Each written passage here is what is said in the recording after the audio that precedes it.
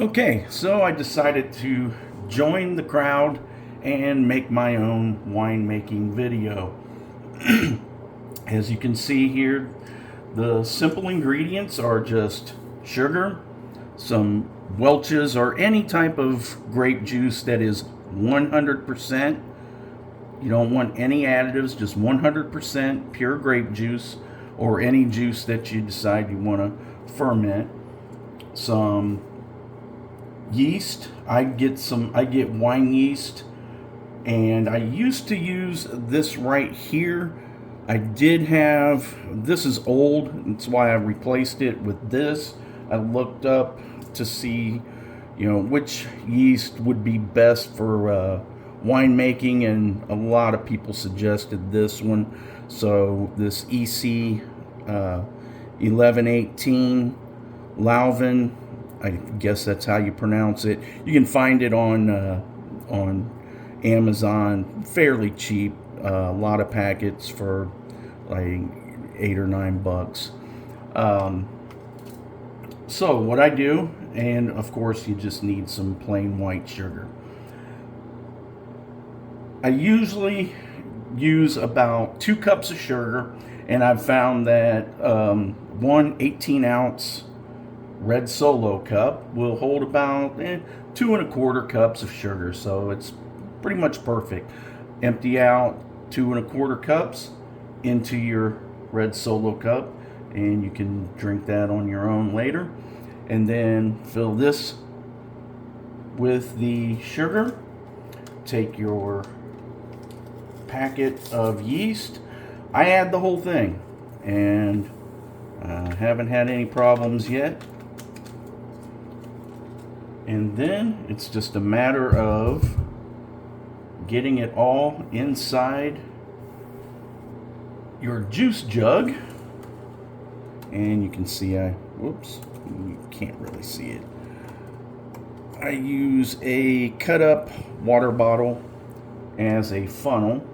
And here's where the fun begins. Let me get this back down. I tried to cover as much stuff, get it done before I started recording, because nobody really wants to watch somebody pouring stuff. And then just dump this right into the juice. The other thing is that I like to keep, before I start doing all this, I want to make sure the juice and the sugar and everything is at room temperature. That will help better facilitate fermentation. And we are almost there. Come on, baby.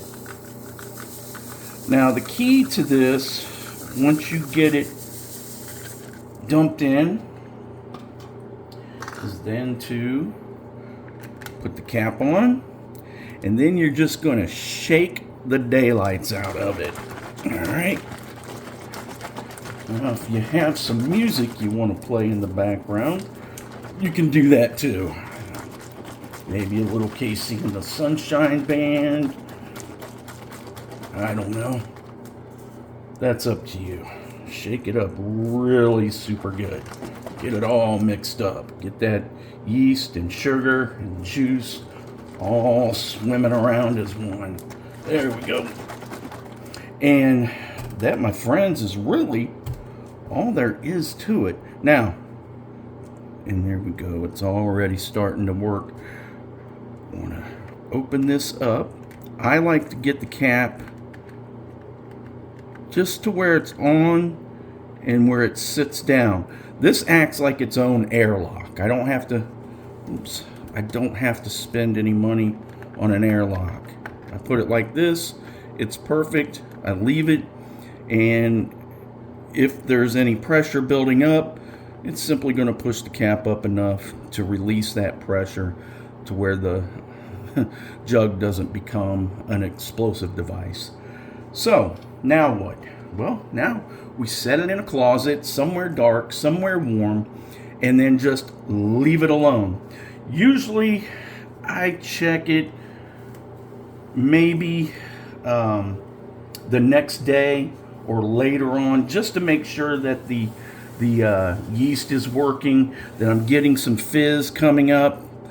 And as I said, we just seen it starting here, just to make sure that it's working, that everything is happening the way I need it to happen. And then you just leave it alone. Come back, check it in a week, 2 weeks. Right now you can see all the bubbles on top. You're gonna know it's ready, and this is where the patience comes in. You're gonna know it's ready when this thing is just smooth as glass all the way across. I might come in 2 weeks and find it that the fermentation is stopped, or at least it's just very low. I'll screw the cap on tight again, and I'll give it another good shake. Get some of that sugar off the bottom. And this is, like I said, after a couple weeks. And then pop the cap just like that, and again just leave it. And usually 3 weeks, 3 to 4 weeks, almost a month, you're going to be completely done. And what I'll probably do is, after this is all settled and about finished, I'll show you how I bottle it. And until then, if you have any questions, or you can just Google how to make your own homemade hooch out of some grape juice, and you're going to find a million different ways. But this is the way I do it. It works. It tastes great. Like I said, the 2 1/4 cups of sugar, it's not too sweet. I used to make it with a little more. I followed other recipes and finally refined it to where it works for my taste. So you can do the same thing. Just try to find the way you like it. But this will give you something to springboard from. It works and people don't even have to use the wine making yeast. You can just use the bread yeast. That's what I started with. But I have found that the winemaking yeast does give it a better taste, and it also makes it a little more potent, especially if that's what you're after. And as far as, I don't know, price, cost, whatever, could you just go and get you a $10 bottle of Merlot, cheap Merlot at the grocery store? Yeah, you could.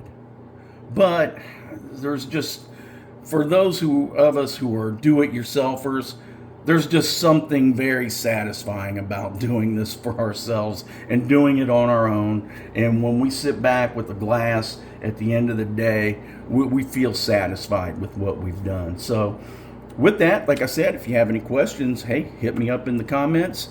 And thanks a lot. Bye-bye.